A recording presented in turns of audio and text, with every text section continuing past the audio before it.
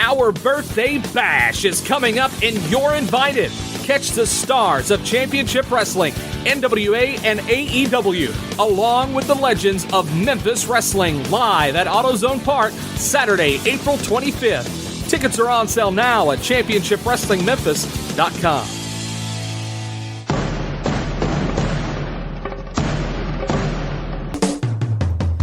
The Shiznit is sponsored by SpunKlube.com. SpunKlube is an award-winning personal lubricant that's fun. SpunKlube is available in 4 varieties: hybrid, pure silicone, natural, and pink.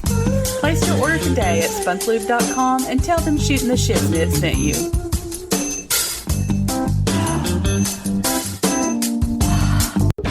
Anyone can suffer from recurrent or punctual erectile dysfunction due to stress, fatigue, or medical conditions. Stop feeling bad about it. Have better sex with proven solutions. Blue Chew can now offer you the same active ingredients as Viagra and Cialis at a fraction of the price, discreetly delivered to your door. Just pick the package that matches your needs and make sure you never get caught off guard at the moment you least want it.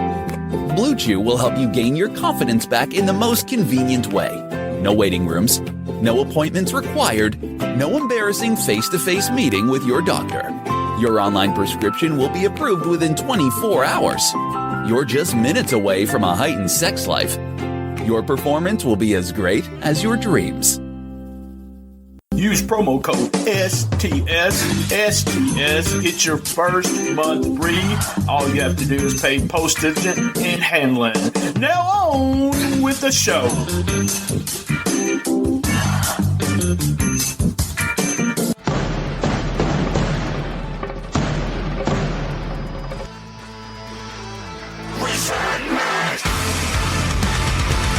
American Hostile Championship Wrestling presents Hammering Hearts. That's right. February the 8th, 7:30 p.m. Doors open at 6:30 in New Madrid, Missouri.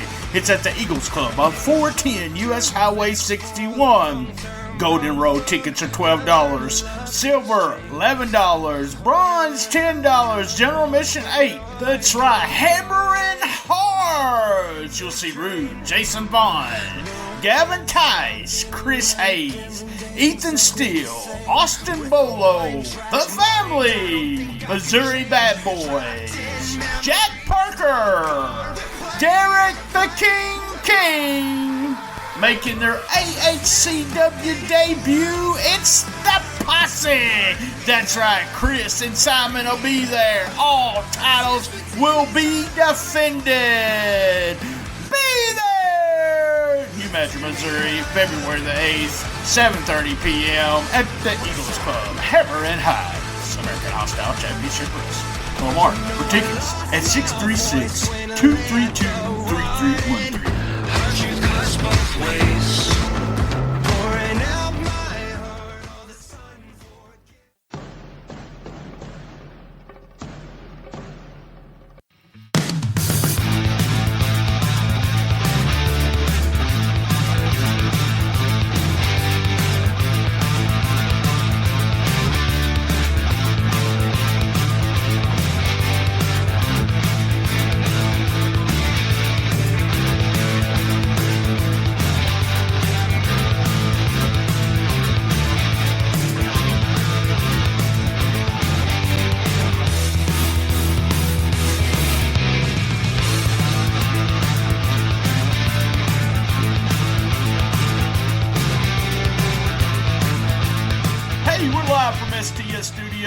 In Jonesboro, Arkansas for episode 300. That's right, episode 300, and there is no one else that I could bring on and talk to for episode 300 except the King of Podcasts. That's right, I call you the King of Podcasts also, Kenny, because you're of the 4 episodes you've done, they're all in the top 10. You have the number 1 most downloaded, you have the 5th most downloaded, you have the 8th most downloaded, and the 10th most downloaded. We had you on episode 200. I had to bring you on. I am highly disappointed that, and I don't know who fucked up, but I'm a little bit disappointed that I am not 1A, 1B, 1C, and 1D. I'm a little disappointed at that. Well, I'm going to tell you, somebody got ahead of you. Tell me who else is in that top 10. Well, obviously no one's ahead of me because I'm number one. But who's eking up on me is what I want to know. Who has cracked that top 10? Yeah, we did an episode about the people that, it was called Reading Is Your Friend, and it was all the trolls that go to Dave Meltzer's. So we got a lot of downloads. Jesus that was Christ. number 2. Got a lot on trolls. Huh? Yeah, well, Tom Robinson's got a couple of those episodes in the top 10. Tom had a couple in the top 10. I mean, I had to give Tom a serious beatdown. I think episode 200 got his attention, didn't it? I don't know. I might have been before that, and then it might have been. Maybe I was episode 100 also. I don't know. I can't remember.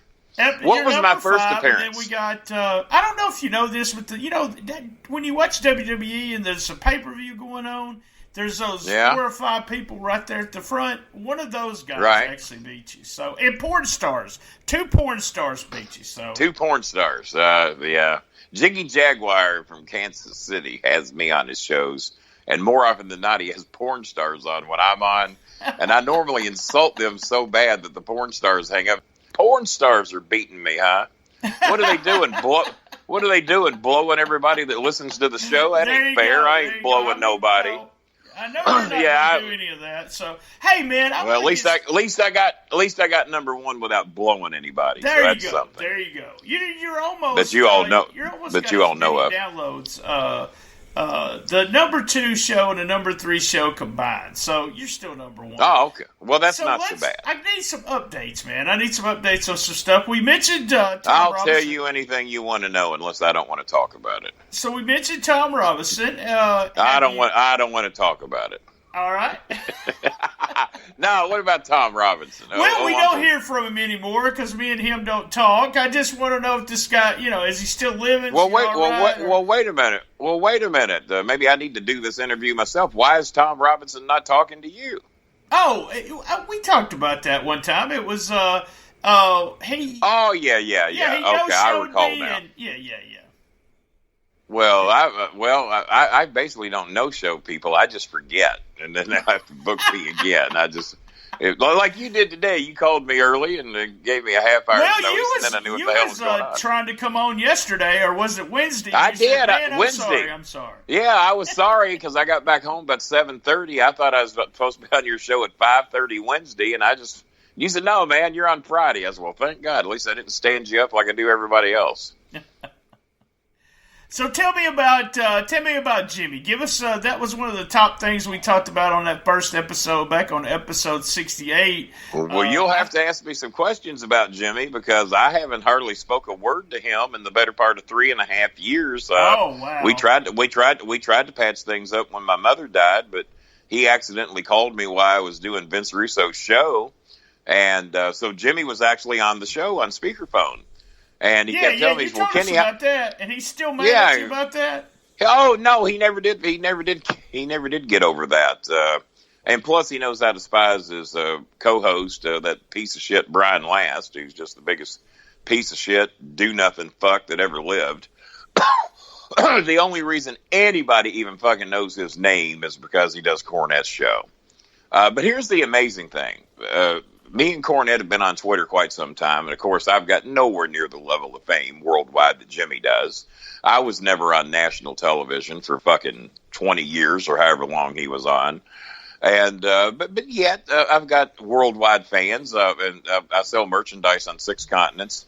And I went from 1 follower to closing in on 10,000 followers on Twitter. It's a lot harder anymore because they've really screened those bots and all that bullshit. And so it's harder to get 10,000. How many of you got on Twitter, by the way? I don't even know if I've just ever over looked. 2,000. Yeah. Well, that ain't that ain't bad for the common man. That ain't bad. Right. No, that's nothing to be ashamed of. I love these Trump supporters though. They will come on and bitch about something I said, and they will have no profile picture or a picture of a cartoon character of some type, and they will follow one and have none or 1 follower. So in other words, they created the account just so they could come on and bitch at me. How unpopular must you be to have 1 or no followers? that nobody will follow you. So there's a lot of those. But they do that for all the wrestling stuff too, Kenny. They'll do they do the same thing? Yeah, See, I use Twitter mainly for political purposes. Kind of give updates on me and my girlfriend. I'll post some new pictures there from time to time. I hardly ever get into political beefs on Facebook because they get their feelings hurt a lot worse on Facebook. I have my block list on Twitter is 300 and something. My block list on Facebook has to be 20,000. Over as long as I've been on there, it's endless. You just scroll and scroll and scroll. But you know, I almost turned over a new leaf here a while back, especially when I got told 4 times in the past 10 years that I wasn't coming out of the hospital alive. And I said, you know what? I'm just going to unblock everybody and start over. Give people a second chance. And then I looked at the list and I kept looking and looking and looking. I couldn't find 5 people I was willing to unblock. Everybody else, fuck them. Let them stay blocked.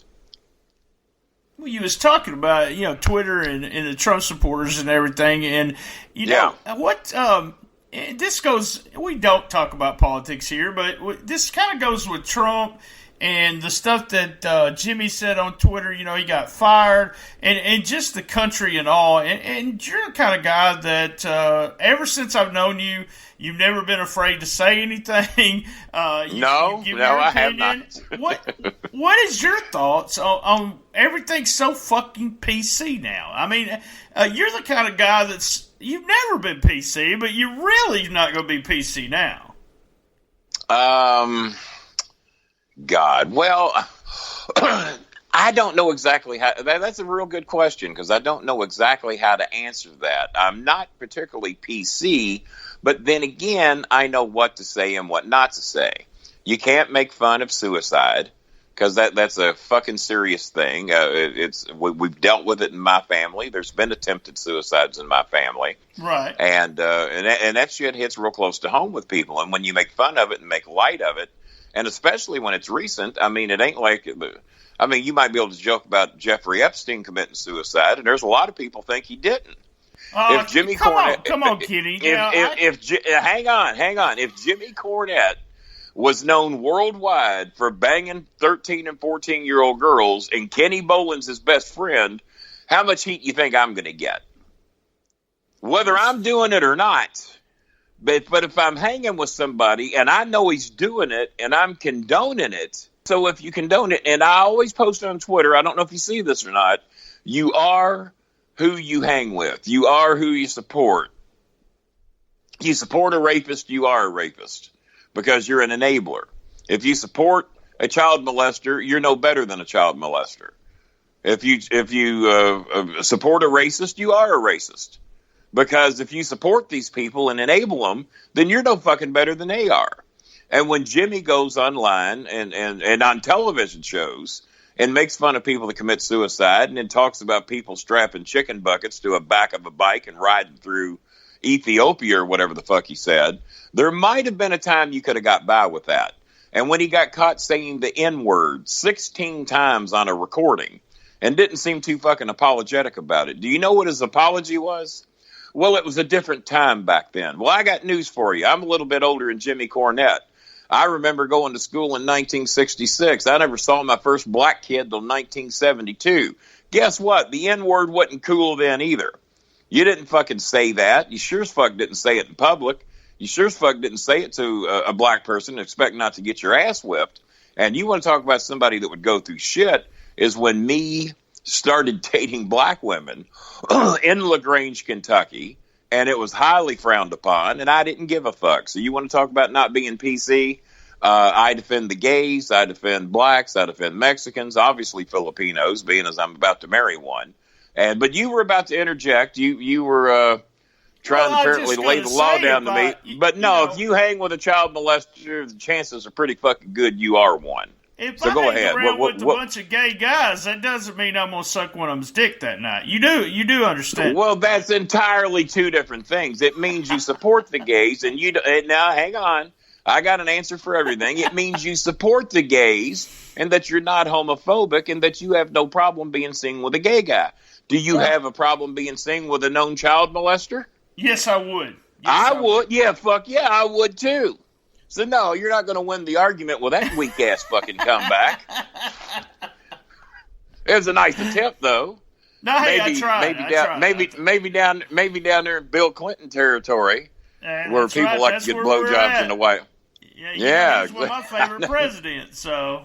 Well, he was one of mine, too, because things were going real good for me when Bill Clinton was in office. Buddy. Me too. Hey, let's take a quick commercial, come back. We're going to promise everybody no politics when we come back.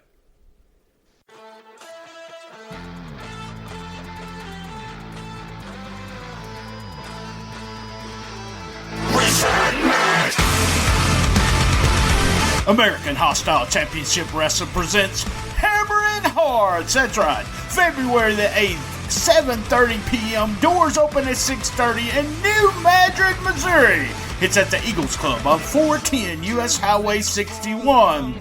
Golden Road tickets are $12. Silver, $11. Bronze, $10. General admission, $8. That's right. Hammering Hearts. You'll see Rude, Jason Vaughn, Gavin Tice, Chris Hayes, Ethan Steele, Austin Bolo, The Family, Missouri Bad Boys, Jack Parker, Derek the King, making their AHCW debut. It's the Posse. That's right, Chris and Simon will be there. All titles will be defended. Be there! New Madrid, Missouri, February the 8th, 7:30 p.m. at the Eagles Club, Hammer and Heights, American Hostile Championship Wrestling. Call Mark for tickets at 636-232-3313.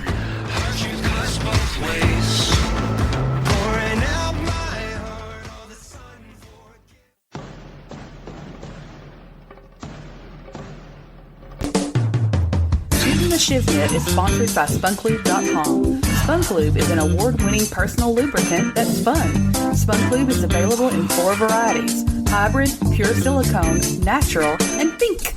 Place your order today at SpunKlube.com and tell them Shooting the Shiv Net sent you.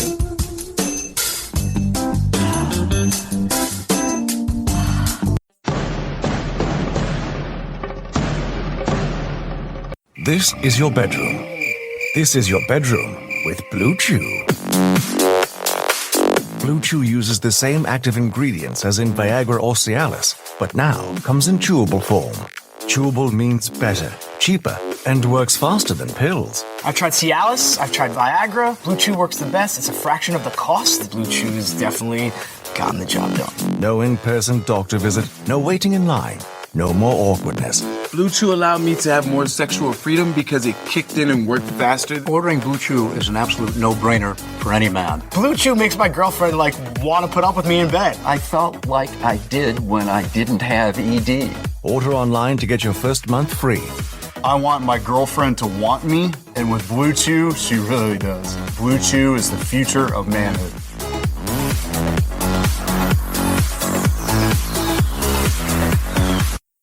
That's BLUE Chew.com. Promo STS, and you get to try it for free. Wow. I hear you. Wow.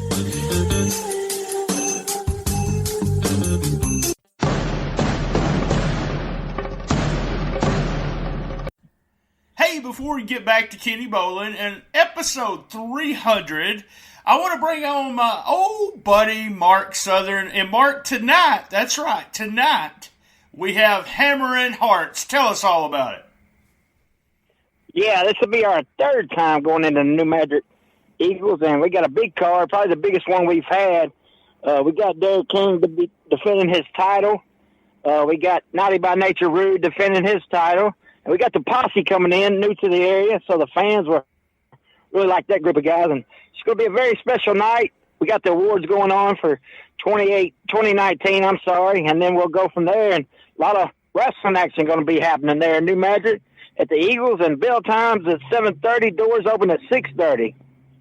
Awesome. And you're talking about the Posse. They're the only team that I've been around in this area that I watched them getting beat up, and there was kids in the front row crying because they were getting beat up. So the fans love the posse, excited about bringing them on. Why don't you just bring us out of this little break here and tell them what Mark Southern's going to do? Is he going to quiver the liver Saturday night? That's right. I'm going against Naughty by Nature Rouge for the Midwest title.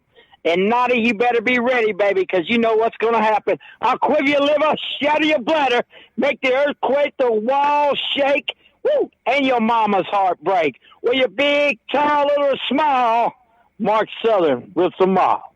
Guys, if you're anywhere in the Tennessee area, southeast Missouri, northeast Arkansas, tonight, hammering hard. Be there! Now back to the show with Bolin, number 300.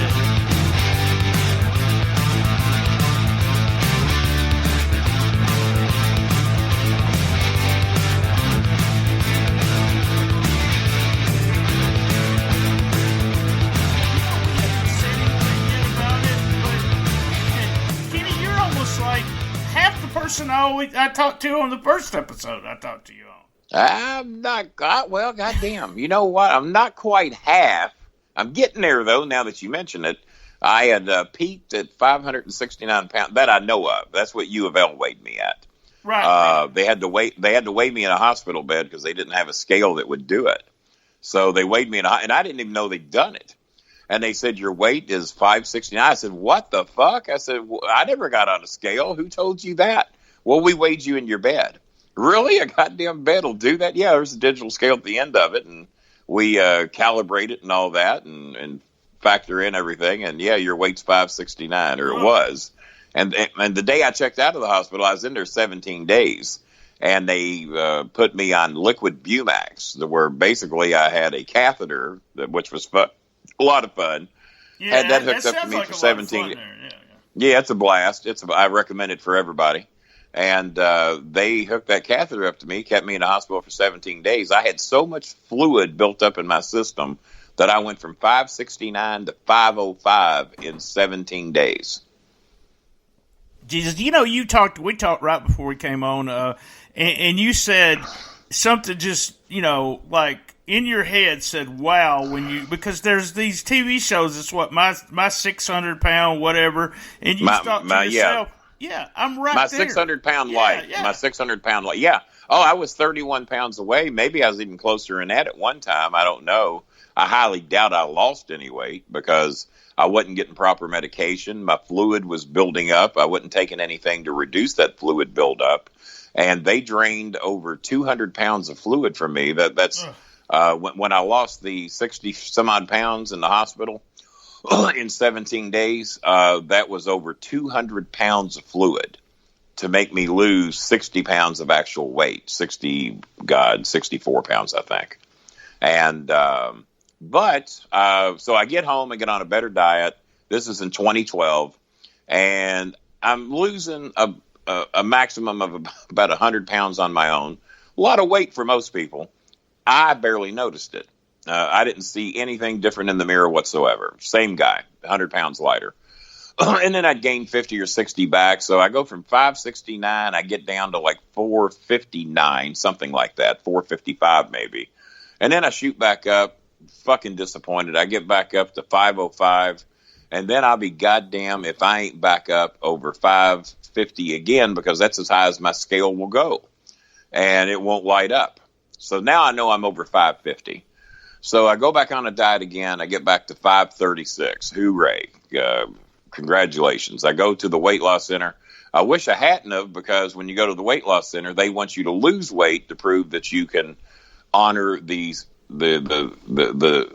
surgery and the format that they're going to put you on. Right. So I fucked up by losing weight before I went in. I should have just went in at what I was.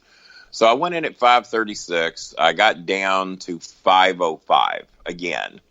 And now I'm qualified for weight loss surgery. You had to lose 30 pounds. So I needed to go from 555 to, 539 to 509 is where they wanted me. I got to 505. So I qualified for the weight loss surgery. I went into weight loss surgery at 492. So I'd lost a little bit more. They put me on a 6-week, basically liquid diet post-surgery. But so we maxed out at 569, and this morning I was at 333. Wow. And that's in and 140 some odd of those pounds have come off in the last 9 months. So tell me, and feeling pretty good. How good do you feel now? Can you tell? Real good. Yeah, good. Well, I do all my own housework now, which I haven't done in years. Normally, about every couple of months, I'd have to pay somebody to come in and do a deep clean. Not that the place was trashed or anything like that, but there's just a lot of shit I couldn't do. And they'd come in, clean my closets out good, and vacuum and steam clean the carpets, and like I said, I wasn't ashamed to show my place to anybody, but just about every 2 or 3 months, I'd need to get it deep cleaned. And when people would come over, I'd get them to help me with small shit that I couldn't do. Now, it's still a chore for me to take the trash out because my knees hurt so fucking bad that it's, I'd say it's about 50 yards, maybe 60 yards to the garbage cans. Another 60 yards back, and that's difficult for me to do because my knees hurt so bad I have to sit down and give them a break every so often. I'm not eligible. This is from, your knees. I have the same problem. I got bad knees because, number one, I carried around weight for some. I'm around, I'm 262 now. My highest about 285. Man, I was an Olympic athlete. I was an Olympic athlete at 275. I'd give anything to fucking weigh 269. I'm telling you, I was still an incredibly fast runner. I could outrun most college kids. I could outrun anybody at Humana, and they had 5,000 employees. There wasn't anybody that would ever try and race me there. And that was at 275. I didn't slow down till I hit about 330. Now, when I hit 330, now shit started. And I knew shit was going south for me because this little fuck who had never beaten me in a race in his life. And I used to be very proud that as big as I was, I could outrun these little skinny college fucks. Well, that little skinny college fuck beat me by about 2 steps in about a 50-yard race in the mid-'90s. And I realized, you know what? Shit's going south. I can't outrun people anymore. And because I was known as the fastest guy in Oldham County, and some people might say big deal. Well, fuck, my high school had a graduation class of, a senior class of over 900 people. And I ran track intramurally with them. And fuck, it wasn't even a contest. There wasn't anybody who could run as fast as me. It wasn't even close. The races were for second, third, and fourth place because they weren't going to win first. And that lasted until I was in my 95 or 96 is when I noticed shit was really starting to turn south for me. So, but no, shit, 269. When Chris was born, I was still, I played baseball, basketball, softball, and every day I was playing one or the other. And I did that shit right up to 300 pounds. And I was 275 when Chris was born in 1987. Right. Yeah, that's. Yeah, so don't be bitching about no 269. Well, I'd love to weigh 269. I'm a medium size. Now, unless you're 4'7", then that's a problem. I'm 5'11". I should be. I'm comfortable at about 220. Is what I'm comfortable. Well, I'm right at 6'1", just a hair under 6'1", and I remember feeling pretty good, real good in high school when I weighed 175, but I graduated at 212 my senior year. I was 212 pounds. When I started work at Humana in 1995, I weighed 275. When Chris was born in 87, I weighed 275. But when I had congestive heart failure, that's when that fluid weight hit, man, and I turned into somebody that I never dreamed I'd be. I used to tease my sister because my sister weighs over 400 pounds. And I used to tease her as a kid. Which I'm ashamed of. You shouldn't tease fat people because my sister, like me, was not an overeater. You go out and eat with us, and I guarantee you're eating more than I am. And I'd take home more food than I'd eat. And I used to tease her all the time, and it wasn't her fault. It was a genetic thing. And she says, Kenny, what are you going to do whenever you get fat? And I said, I'll fucking do something about it. That's what I'll do. I remember telling her that when I was about 17 years old. Well, it did happen, and I got way bigger than her. Shit, 569 pounds, man. And so here I was sneaking up on 600 pounds at 60 years of age. And there's not too many of those creatures walking the planet Earth, and I was damn near one of them.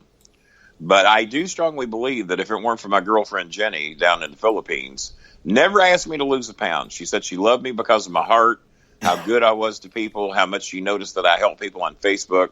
And this is before I even knew who she was. She just followed me as a fan and had an interest in me because she knew I managed John Cena. And she was trying to work up the courage to talk to me about John Cena. What was it like to manage him? What's he like? What kind of women does he like? This, that, and the other. And so finally she got the courage to messenger me on Facebook one day, and I answered the call because I saw who it was and thought she was a pretty cute girl and just wanted to hear what she had to say. And for 6 weeks, she kept telling me, I'll never fall for you. You're a chick boy. You're magic with your voice. You can talk any girl into anything, but it won't be me. You'll never get me. And then 6 weeks later, she says to me, Kenny, if I fall for you, will you catch me? And I said, Jenny, I will catch you every single time. And so we kind of declared our love that day. That was the 10th of October, a little over 3 years ago. And we've been deeply in love ever since. And finally, I will get to be there. It looks like March the 25th, whenever I get done with my Canadian shows. They got me booked on 5 shows up there as soon as we nail down the dates. And then as part of my pay, they're flying me directly from Alberta, Canada to the Philippines to be with Jenny. And we're really looking forward to it. I love her family. Have you been to Canada before? Have you did shows in Canada? No. Oh, no. Wow. As a matter of fact, even since I've lost all this weight, Canada and the Philippines are the only ones that have reached out to me to be a part of any shows. Not even Ohio Valley down the road has reached out to me since I've lost the weight. But then again, when I left there, I told them I'd never be back. But then again, the people I didn't like that were there are pretty much all gone now. Danny Davis sold the company. I hear he works in the kitchen in a hospital now in Indiana.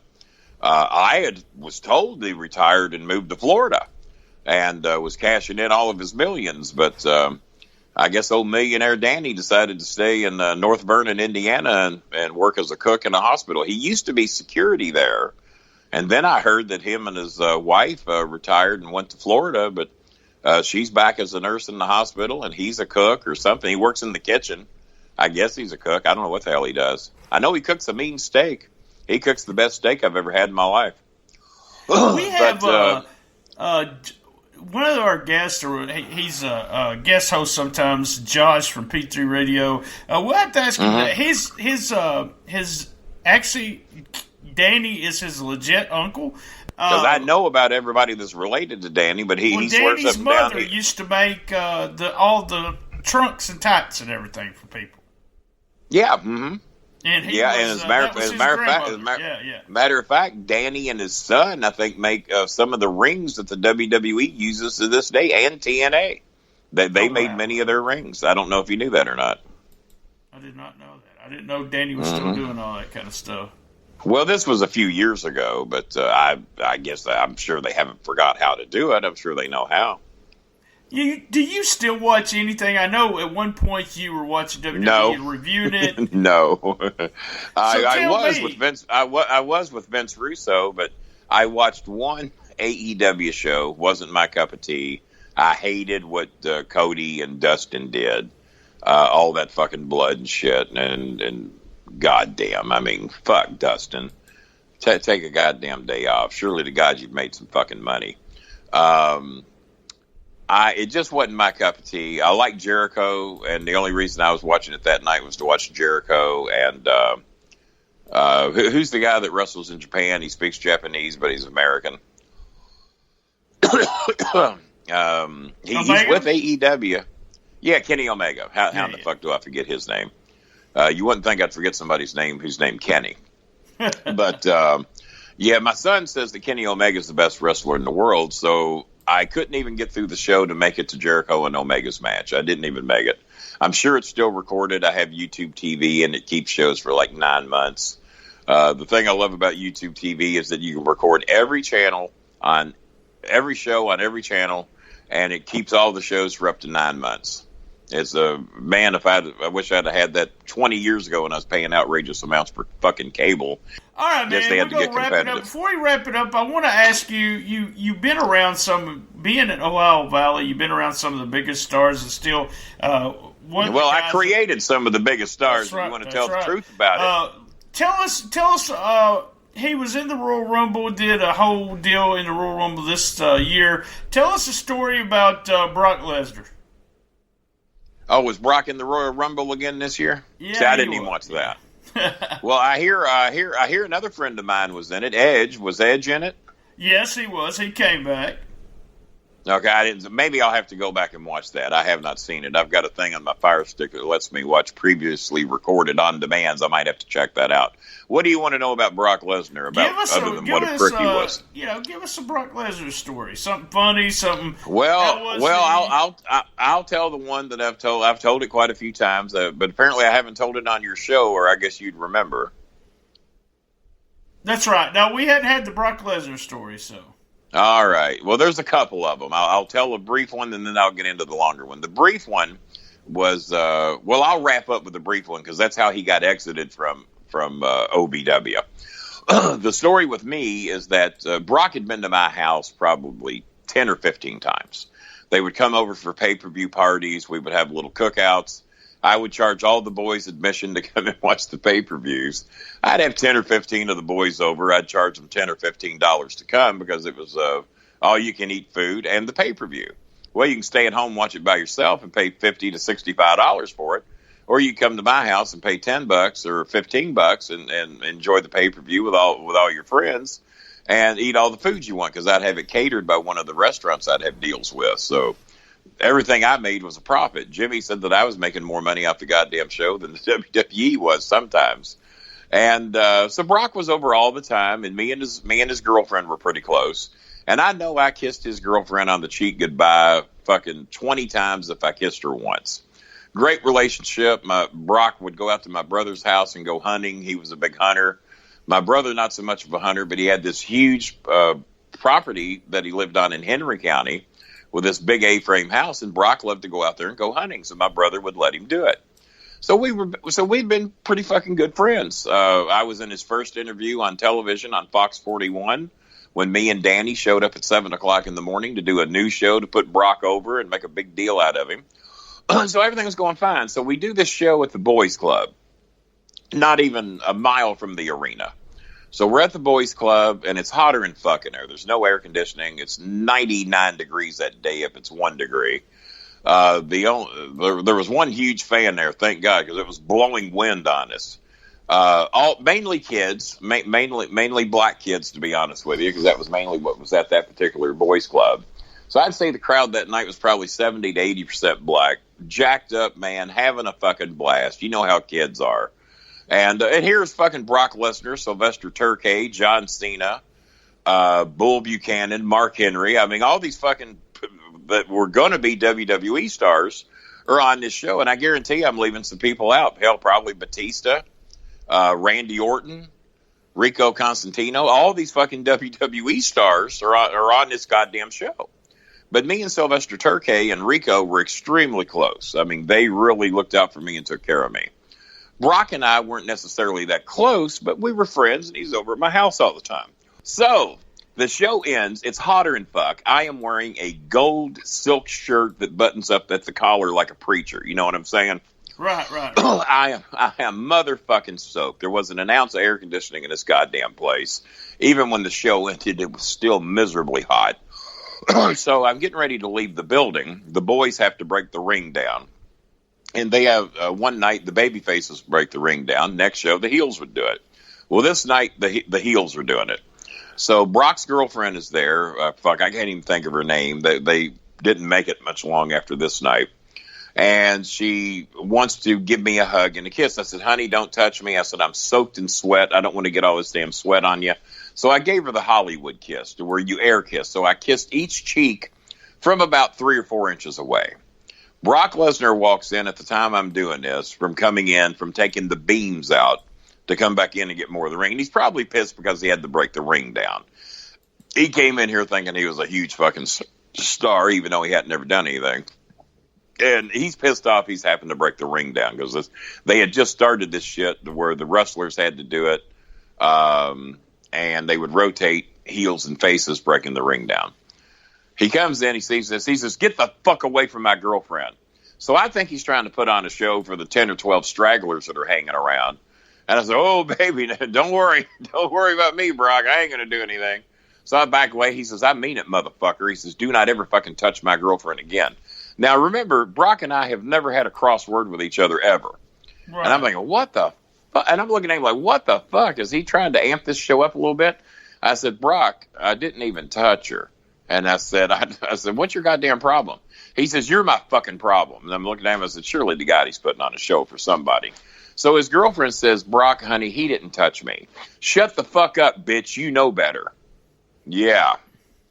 That relationship didn't last much longer after that day. I look at him. I said, what the fuck is the matter with you? So he pie faces me. And I don't go down. And that makes him even madder. And I'm looking at him. I said, you have lost your fucking mind, you goddamn idiot. My son runs down because he knows that I probably shouldn't be fighting Brock Lesnar. I have now eclipsed that 330-pound mark. And on my best days, I wasn't going to beat up this roided up fuck. That's for damn sure. And he was as roided up as they get. So my son runs down to the locker room and gets Sylvester Turkey because for whatever reason, he wasn't on ring crew that night, even though, you know what? Goddamn, maybe Brock was a babyface then. And Sylvester was the heel because Sylvester was with me. So maybe Brock was the babyface that night. So Sylvester comes back up and he's getting up there when Brock is still trying to get in my shit. And he's madder in hell that I didn't go down when he pie faced me because, I might not whip his ass, but I ain't no fucking pussy either. And I'm not going to fucking lay down just because he fucking pushed me. And I'm hoping to God he doesn't hit me because I know if he gets in quite a few, it's probably going to hurt real bad. So Sylvester gets up there, steps in between us. And he says, hey, brother, I don't know what your problem is. He said, but if you want to fight somebody, why don't you fight somebody your own size? And better yet, why don't you fight me? And Brock just looked up at him because Sylvester was sufficiently taller than him by probably 3 or 4 inches. And Brock turned and walked away. Didn't do shit. And Sylvester just looked at me. He said, what the hell started all that? I said, he thought I kissed his girlfriend.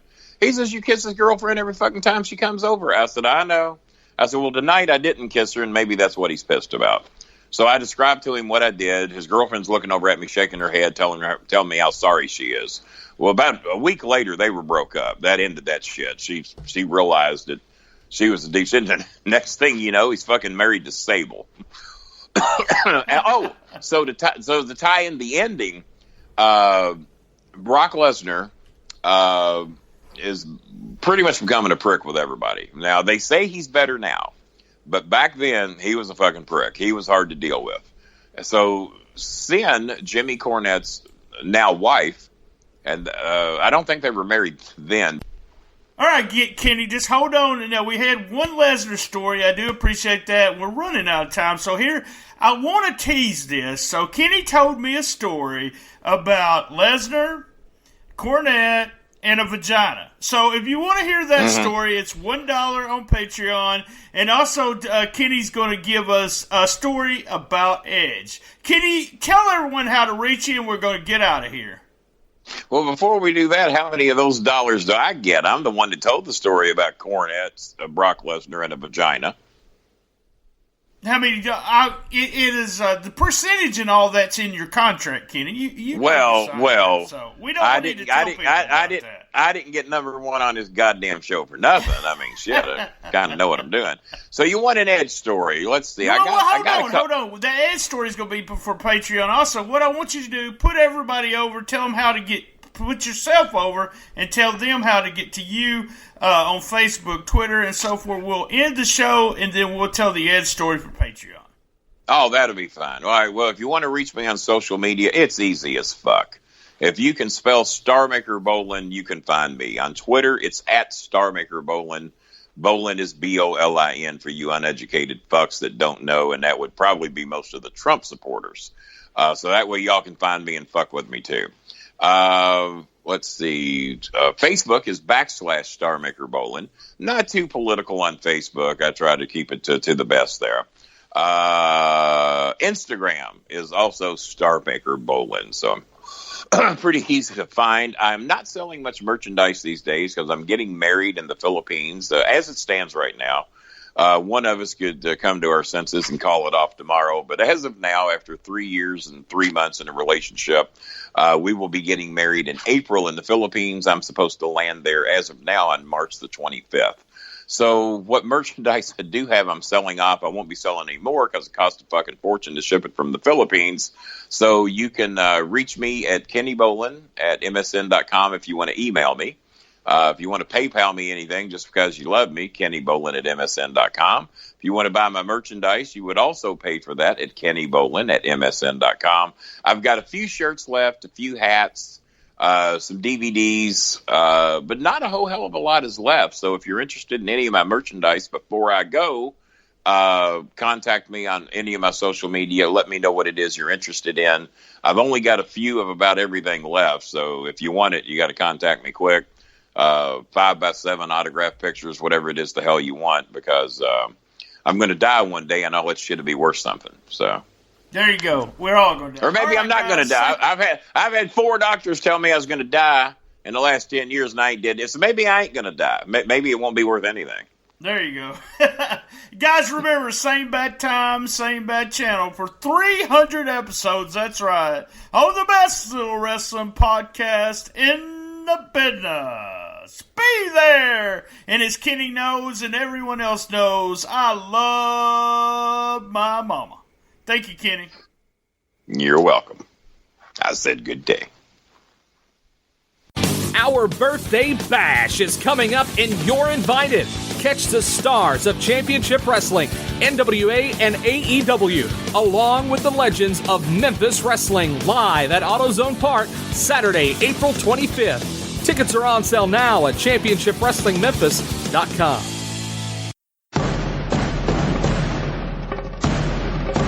Graphic design is very important. Your logo is the first image potential customers see. What kind of impression would you want to make today? Need a podcast logo or a t-shirt design? KT does art. Her name has become synonymous with quality and professionalism in the graphic design community.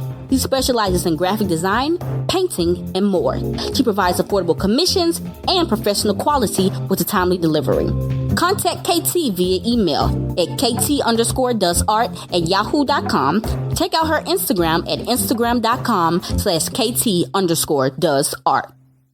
That was another great episode of Shooting the Shiznit. Looking for contestants for Who Wants to Be the Best Shiznitter Ever? That's right, contact me and be a contestant on Who Wants to Be the Best Shiznitter Ever. A big shout out to our sponsors this month. Also, remember, we have a Patreon for only $1. That's patreon.com, Shooting the Shiznit without the G. A special thanks to Bob McGee at Pro Wrestling's Between the Sheets, Gene Jackson at locals2legends.com, and Sean Garmer at Wrestling to Max website. You can reach me on Comic Book Mark BT on Twitter, at BT Shooting the Shiznit on Instagram. I'm also on Facebook with a Shooting the Shiznit Facebook page. We have the Cool Kids Wrestling and MMA Talk Facebook group. If we don't like you, we'll kick you out, but you also have to ask to get in. All the archives are at www.stspod.club. You can listen to us on iTunes, Stitcher, Player FM, Podcast Addict, Spreaker, Spotify, and all the fun podcast players. Podcast Roll Call. A big shout out to Creative Control. Keeping it 100. Memphis Memories with Randy Hales and my buddies over there at P3 Radio, Max and Josh. Who's Right podcast with Doug and Anthony. A great non-wrestling podcast. Another one would be Man Brain with my buddy Dave over there, Man Brain Podcast. Check them out. Lance's favorite, Suplex City Limits. Suplex City Limits with Jim and the Fudge. Guys, I am Brian Trammell. Keep your feet on the ground and keep reaching for the stars.